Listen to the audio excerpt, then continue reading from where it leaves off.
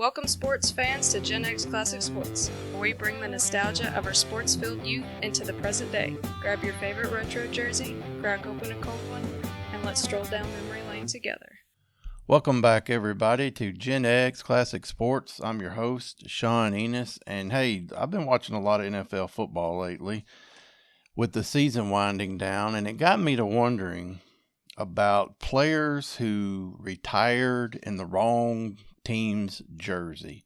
I'm not talking about the number. I'm talking about playing in the wrong city after a career spent elsewhere. So I came up with this list, and I focused this on the 1980s. It doesn't necessarily mean these guys played their entire career in the 80s. There might be a guy or two drafted in the late 70s. I'm not sure, but this is mostly an 80s-centric list of when someone my age would have been a big NFL fan. These were some of the guys. So if you grew up in the 80s watching the NFL, you remember some of these guys because they were icons, and that means you remember the helmets and the colors and the posters on the bedroom wall. How many of you guys went to the Scholastic Book Fair at school, in grade school? Remember that? The Scholastic Book Fair? Yeah, I used to buy paperback books about NFL players, these little biographies and things, but I also bought posters. And I'm looking at one right now here in the recording studio / office. And I have had this Dallas Cowboys artwork. It's a print of an oil painting kind of thing from the very, very early 80s, if not maybe the late 70s. But I bought this thing at school, and for some reason I've had it with me all of these years since. And so that thing's probably 45 plus years old. And so, yeah, you remember the Scholastic Book Fair, so you could buy posters of these guys. Think about Joe Montana and Jerry Rice wearing the old 49ers red and gold.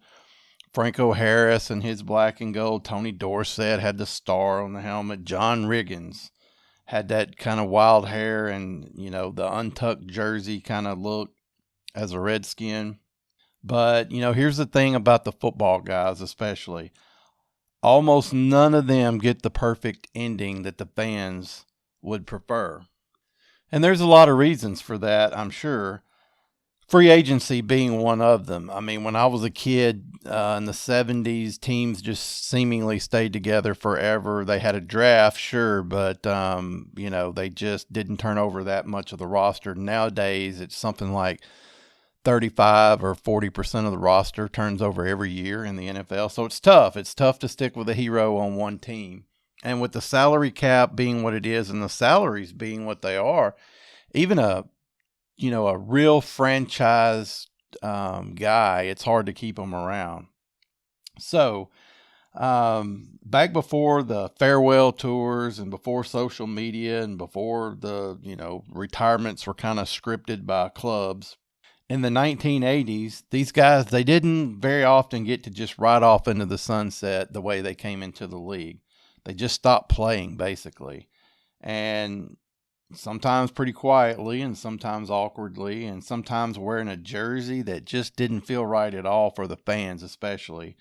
So today, let's look at some NFL stars from the 80s who retired wearing the wrong jersey. And let's have a little stroll down memory lane thinking about these guys and the jerseys they should have retired in, but also the jerseys they actually ended up wearing. Chances are you might have actually forgot about some of these endings for some of these guys. So let's take a look. And remember, I'm mostly just picking names from the 80s out of a long list of people that I saw and researched on the internet. First up, let's talk about Joe Montana and the San Francisco 49ers, right? 4 Super Bowl wins, 3 Super Bowl MVPs. He was Mr. Cool under pressure in the big games especially, and he was the standard back then for clutch quarterbacks, really in any era. You guys don't need me to tell you this, but odds are he was the greatest quarterback before Tom Brady that we had. Yes, there was another guy that won 4 Super Bowls, but I think from pure quarterbacking standards, I think Joe Montana was the gold standard until that Tom Brady dude came along, right? And it's hard to argue with Tom Brady being the greatest ever because of all those rings and, the numbers and the longevity and everything. But Joe Montana was the man before we knew who Tom Brady was. But Joe didn't get to finish his career in San Francisco. By the early 90s, like any player, injuries were kind of adding up a little bit on Joe. And there you also had this situation where Steve Young is standing there literally waiting in the wings to take over as the franchise quarterback. And everybody knew Steve Young was more than capable. Towards the end of his career, the 49ers, they made a move that at the time might have been kind of unthinkable, but they traded Joe Montana to the Kansas City Chiefs. And, to Montana's credit, it really wasn't a sad ending like it could be for some of these guys. In 1993, Joe was 37 years old, and he led the Chiefs to the AFC Championship game. Man, I remember how big of a deal it was that they were going to have that kind of stability at quarterback. And we all know that 37 is not over the hill so much for a quarterback. These guys theoretically don't get hit much, so if they take care of themselves, most of them can play into their late 30s if they want. Arrowhead Stadium, that's the stadium that's commonly referred to as the most college-like one in the NFL, that atmosphere. And the fans there packed that thing every week, and they embraced and loved them some Joe Montana. But it still kind of felt wrong as just even a casual fan, don't you think? I mean, for me, it did. It was just so odd to see Montana out there. Even though he was playing well, it was just odd to see him in that uniform. He wasn't throwing to Jerry Rice. He wasn't running Bill Walsh's specific offense. He wasn't playing in Candlestick. So when Montana retired after the 1994 season, he did it wearing a Kansas City Chief, uniform. And it was a respectable ending and highly competitive, which is great. But that's really not the one burned into our memory so much, unless you're a Kansas City fan, I assume. And it didn't end with a Super Bowl victory, but they did get to the AFC Championship game. And it just, it didn't turn out like it did in San Francisco, which it would be hard to do that because of the 4 rings. But I don't know, just a little bit sad to me as a casual fan, but someone who completely respects Joe Montana as a player. We'll break down the numbers on these guys after I talk about them all. We'll break down some of the numbers, but let me just kind of give you the background on the guys on the list. So along those lines of the 49ers, let's not forget about maybe the greatest player in their franchise, and maybe you can make a case for a couple of different guys maybe being the best players that ever put on a football uniform. This is strictly me, so don't get mad. But I think Jim Brown would be one and Jerry Rice would be the other. You could make strong cases that either one of them might be the best that ever laced them up. So Jerry Rice, if you ask any Gen X football fan to picture Jerry Rice, we pretty much all have the same picture if you're my age. Just like Montana, the red and the gold, candlestick with that weird configuration in the corners on the lower deck, on the field level. The route running perfection of the guy, the hands that seemingly never, ever dropped a pass. And Jerry Rice, just not even that he was a Hall of Famer. He's just, like I said, widely considered the greatest wide receiver in history, but I think he may be one of the top couple of players in history, period. And yet, Jerry Rice did not finish his career as a 49er. Keep in mind, 4 years or so is, kind of an average NFL career. I believe that's the number I've seen. But after 16 seasons now, 3 Super Bowl rings, and every major receiving record imaginable, the 49ers were fine with moving on from Jerry Rice. So in 2001, he signed with the Oakland Raiders. And if I'm not mistaken, he played 20 total seasons. And this was not a farewell tour where they give him a rocking chair at every city he went to. I can promise you, he could still play. And at the age of 40, he caught 92 passes for over 1,200 yards and helped lead the Raiders to the Super Bowl. Statistically, that's pretty impressive at 40 years old. Visually, just not right to see Jerry Rice running around in the silver and in the black. Like I said, if you're a Raiders fan, of course it does. But to the rest of us that didn't have a dog in the fight, it just observers, it just wasn't right. And the final twist was that after that Super Bowl, when he went to the Super Bowl, they lost to Tampa Bay. He left Oakland even after that and went to the Seattle Seahawks. So that was his the second team that didn't look right, his third team overall. And before he finally closed it down, he had a preseason run with Denver. And then he actually hung it up before the actual season started that year. So that was his third team, non-49ers.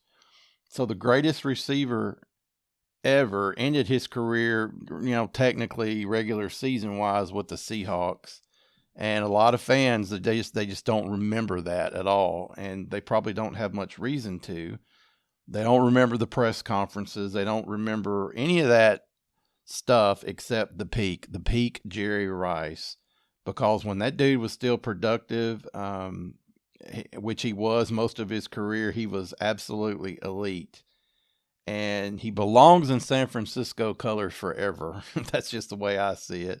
But history just didn't allow him to actually finish his playing with the Niners, and so that's why he's included in this episode. Okay, another guy.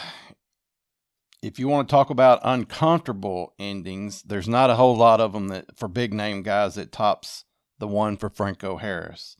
And of course, Franco Harris was a major part of that Pittsburgh Steelers dynasty in the 70s. The Immaculate Reception, 4 Super Bowl titles, and he was known as a power runner who kind of defined his era as a running back because of those Super Bowls and all those NFL films highlights that we've all seen. By 1984, Franco was closing in on Jim Brown's all-time rushing record. And for whatever reason, that's when the Steelers made a stone-cold business decision. After he requested a raise and then threatened to hold out the following season, or hold out the season and so forth, the Steelers let him go and released him. And rather than let him chase and break the record for all-time rushing in a Steelers uniform, rather than give him the chance to do that, they just outright released him as the career rushing leader among active players at the time. You got to remember all this is at the time. Jim Brown was retired. He was the number 1 rusher in league history. Here was Franco, the active most yards as an NFL rusher, and he was closing the gap on Jim Brown's record, and he wasn't going to be able to catch him in a Steelers uniform, wasn't going to be able to attempt to. And so Franco signed with the Seattle Seahawks instead, and I don't know about you, but like him or not, or like the Steelers or not, it was not right to see Franco Harris in a Seattle Seahawks uniform. And now the numbers kind of show us that he was mostly done, and we'll talk about maybe later the numbers on running backs. He just rushed for 170 yards and 0 touchdowns for Seattle, and that was it. No farewell tour of any kind, no big celebration. Just one of the greatest Steelers ever, quietly finishing a career with a pretty dismal season for the Seahawks. This next guy truly breaks my heart. If any of you are new to the show, I apologize. I really apologize, but I grew up a Cowboys fan, and that's just one of those things that, that's just one of those things. So Tony Dorsett was a big part of my childhood. Mr. Speed, Mr. Elegance, that dude could run a football. And this one haunts me the most out of this list because of him being a Cowboys player and one of my favorite players. This is the Tony Dorsett who won a Heisman, he won a national title, and then he turned around and entered the NFL and won a Super Bowl. And he was one of the faces of the Cowboys for a decade. But by the late 80s, after all the cool stuff going on with him, by the late 80s, injuries were starting to catch up with him because Tony wasn't a huge guy. He was like 180 pounds with his pads on. And by the 80s, the Cowboys by the late 80s, the Cowboys did something really weird. They drafted Herschel Walker knowing full well that he was going to go to the USFL. But they drafted him to have his rights in the NFL. And so when the USFL folded, Herschel Walker became a Cowboy. And in 1986 and in 1987, Herschel and Tony Dorsett shared the backfield for the Cowboys. And Tony didn't like that. He was late in his career, and he wanted to do something else. So in 1988, Dorsett signed with the Denver Broncos. And honestly, man, I think he was on the cover of Sports Illustrated in that orange, and it didn't look right. And if you weren't really a Cowboys fan and paying attention, then you missed it completely, because he played in 5 games. He rushed for 130 yards.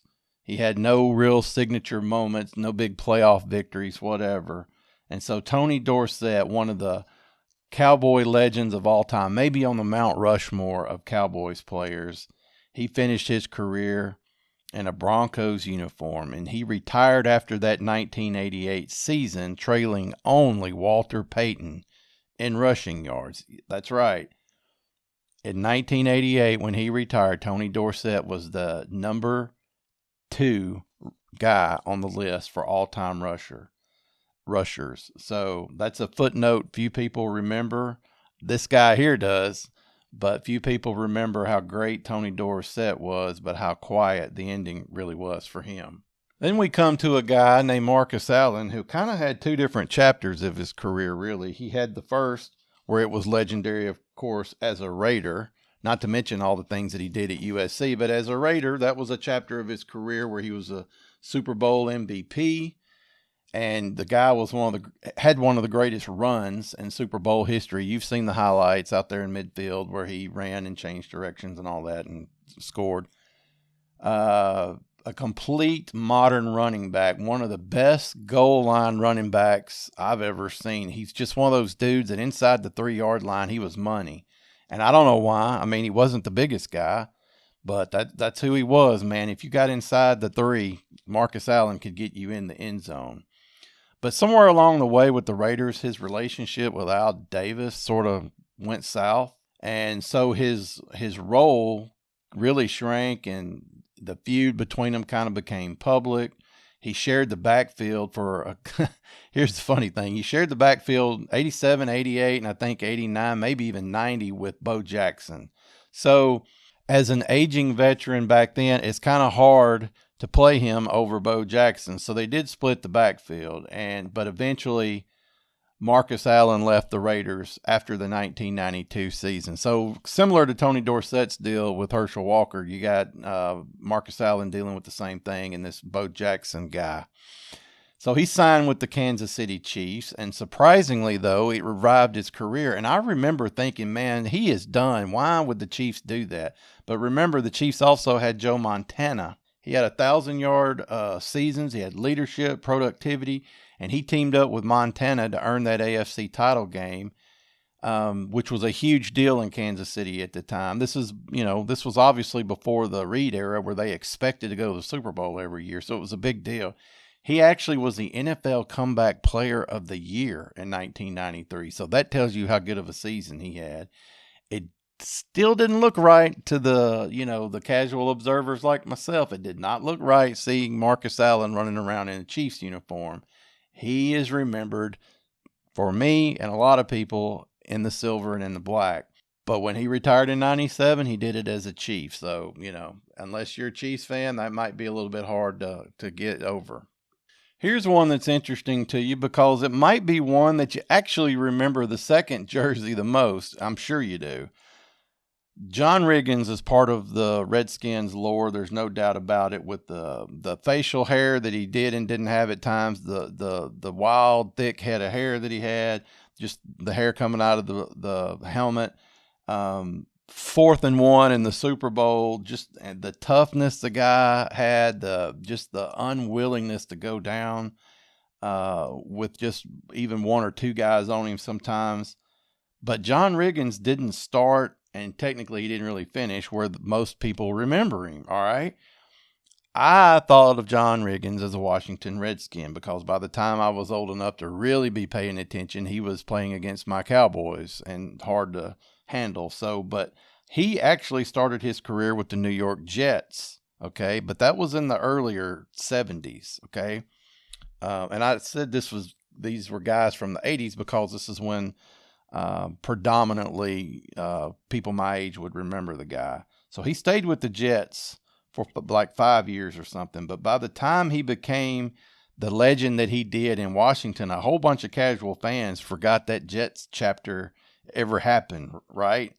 When Riggins retired in 85, he was still officially a Washington Redskins, but I mean, the twist is that nobody remembered him and thought of him as a Jet. And like I said, maybe if you were a big Riggins fan or maybe a big Jets fan, but don't you think most of the NFL public thought of him as a Redskin?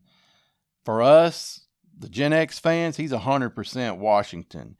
And he played there from 76 to 85, and he was the Super Bowl MVP in 1983. So, yeah, there's a Jets jersey out there somewhere with John Riggins' name on it, but only in the trivia books, right? Because Riggins' second team is who made him the John Riggins that we all remember, and that's the twist. It was actually his second team where he found the stardom that we know him for.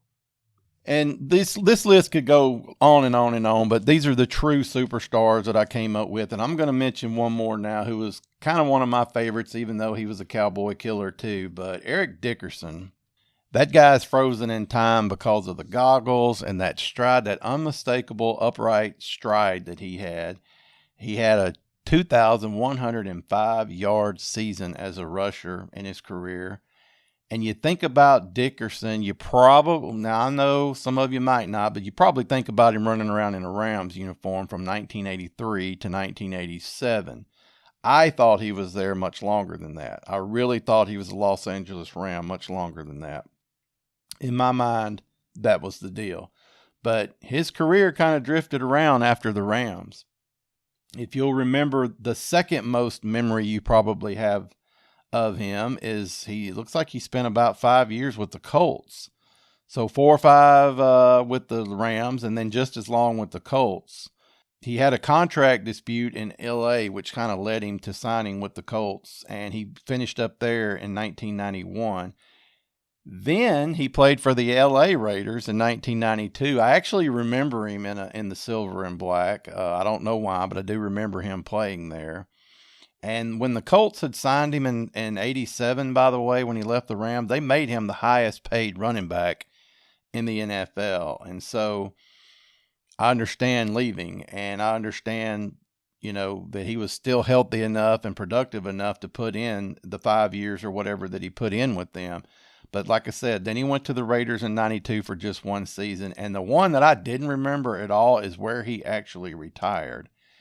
Eric Dickerson retired as an Atlanta Falcon. I don't know how many fans remember him doing that. If you're a Dickerson fan, sure. If you're a Falcons fan, maybe. But I didn't remember that at all. I remembered the Raiders briefly, but I did not remember he played with the Falcons. You probably, Gen Xers, you probably remember the Rams and that offensive Rookie of the Year season in 1983.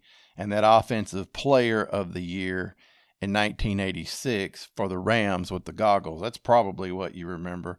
Running through the stadium that had dirt on it and stuff. So we remember the Eric Dickerson with the Ram on his helmet and to some extent the Raiders helmet. The Colts helmet, but not so much Raiders and Falcons, right? And he actually ended up in Atlanta. He was there for 4 games and started 2 of those, and he had 0 touchdowns. So not a good ending for Eric in 1993. But speaking of running backs, I'm almost positive that I've mentioned this before on here, probably recently, but NFL running backs statistically are done at 28 years old. There are a few exceptions here and there, but mostly there is a steep decline at 28 years old. Okay, I like talking stats. Let's talk about a few stats for these guys. So Joe Montana played quarterback from 79 to 94, so definitely an 80s icon. That was the meat of his career. He made it to the Hall of Fame. He had 40,000 career passing yards, 273 touchdowns, 139 interceptions, and 4-0 in the Super Bowls. So how did it break down by team? Well, the bulk of that, of course, was San Francisco. He played with the Chiefs only for a couple of years, and he threw for 5,400 yards with the Chiefs from 93 to 94, 29 touchdowns, and he led the Chiefs to the AFC Championship game. Franco Harris, this is the one that was so startling I mentioned earlier. He played from 72 to 84. He rushed for 12,000 yards. Remember, he was chasing Jim Brown at the time. He rushed for 12,100 yards in his career, and 11,950 of those were with the Steelers, and he only had that 170 yards in his final year and half a season.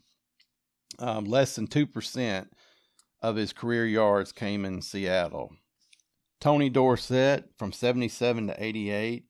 You know what I'm going to say. His career with the Cowboys was just over 12,000 yards, and with the Broncos, as I mentioned earlier, he had 130 yards rushing, and that was in only 5 games. Marcus Allen, this was it's still not the same, but it's a little more interesting. He had 8,500 rushing yards with the Raiders and 3,700 rushing yards with the Chiefs from 93 to 97. He was 10 seasons with the Raiders. Looks like 4 or 5 seasons with the Chiefs. So he had 44 touchdowns as a Chief. That's a lot. Nearly a third of his rushing yards were as a Chief. It's just that we don't remember him that way. Now here's the one that flip-flops everything. John Riggins was just turned this on its ear. Riggins with the Jets from 71 to 75, he had 2,500 rushing yards, but he went to Washington, and it's safe to say he had a resurgence between 76 and 85. He rushed for 8,798 yards as a Redskin and 86 touchdowns and was a Super Bowl MVP. So Riggins did the opposite of most guys. He found new life in that second team. Over 75% of his production came in Washington, and 100% of his legend status was created in Washington. There's no doubt about that. Eric Dickerson, kind of like Marcus Allen, a little more balanced. I mean, it's not even, but it's a little more balanced. Dickerson had 7,200 rushing yards from as a Los Angeles Ram from 83 to 87. He had 57 touchdowns. And then for the Colts, from 87 to 91, he had another 4,500 yards, and another 28 touchdowns. So even with the Raiders, he had 720 yards rushing, and that year with the Falcons, he had 700 yards rushing. But out of 4 jerseys, I think most of us are going to remember him as a Ram and or a Colt. And then finally, this is Jerry Rice. And, Jerry Rice has a ton of records for receivers. He has all the records for receivers probably, except for maybe whatever Calvin Johnson and Randy Moss have taken from him. He had 19,000 receiving yards with the Niners in 15 seasons, 176 touchdowns. But in like 4 seasons with the Raiders, he still had 3,250 yards and 28 touchdowns. 3 Super Bowls with the Niners, wins with the Niners, and 1 Super Bowl appearance with the Raiders. Jerry's Jerry had a pretty nice little run with the Raiders, as a matter of fact. So that's a lot. And that was into his very late 30s. So keep that in mind. He's playing wide receiver, and he was never known for speed anyway. So what does all of this mean? Well, personally, here's the truth. We don't always remember how these legends leave the game, and that's actually a good thing. It really is. Sometimes it's best to not remember that painful, unproductive last season that some of these guys had. Hey, there's many more. We'll do a 70s one. We'll do a 90s one. I just wanted to just focus on a handful of guys and do a particular decade. And I missed some in this decade, but for the 80s, this is who I picked. If we need to do it again some point, we will. But, here's the deal. It doesn't matter that we don't remember those uneventful, unproductive, final seasons. What we remember is how they made us feel when they were in their prime. That's what's important. Look, man, totally other topic, but nobody cares about Michael Jordan as a Washington basketball player. It's all about the Bulls, right? And this is the same thing, different sport. You can bet when I do this list again, there'll be names like Joe Namath on it because of what he ended up doing. These guys are important to us because in our young days, becoming fans, these guys were in their prime, and that's what's important to us. How they made us feel when they were at their best. So the big runs and catches, the Super Bowl victories. I think everybody in this list won a Super Bowl except maybe Eric Dickerson. Did I get that right? Maybe. Careers just kind of ended quietly back then. Unlike today when ESPN, gives you a 6-week lead up to when someone plays their final game. It was handled much more quietly back then. No scripts and no celebrations, and unfortunately just that wrong jersey on a guy for that final underwhelming box score. But that's okay because we don't define legends in our heart and in our minds for how they leave. For us, they're defined by what they gave us when it really mattered. And so all these people I talk about, you can't diminish what they did from your memories because of, how it ended. No, we just remember these guys doing their thing. And that's what makes it so fun as a fan. I appreciate you listening to this little rundown of some 80s guys. We'll talk every sport eventually with this kind of list. There's tons of guys to talk about in baseball, basketball as well. We'll talk again about different decades from NFL guys. And hey, this was a fun 30 minutes for me because some of this I didn't remember at all, and some of it was like yesterday. So I'm sure you're screaming at me saying, what about so-and-so? Okay, well, you can let me know if there's somebody you want to talk about who retired in the wrong uniform. We'll get to them. But that's the list that I came up with of some really big names initially, and I'm glad you spent 30 minutes or so with me on here. I appreciate you listening like I do all the time. And look, tell people about us. Give us a like, subscribe, share us with somebody. The best thing you can do for us is talk to other sports fans of a certain age like us, Gen Xers, and let them know that this might be something that takes them down memory lane for 30 minutes per week. So I appreciate you listening, and we'll talk to you in a week. Thank you for joining us on GenX Classic Sports, where nostalgia meets the thrill of the game. Tune in next time for more insightful discussions and memorable moments, brought to you by Pine Street Productions. Until then, stay passionate about sports and keep the memories alive.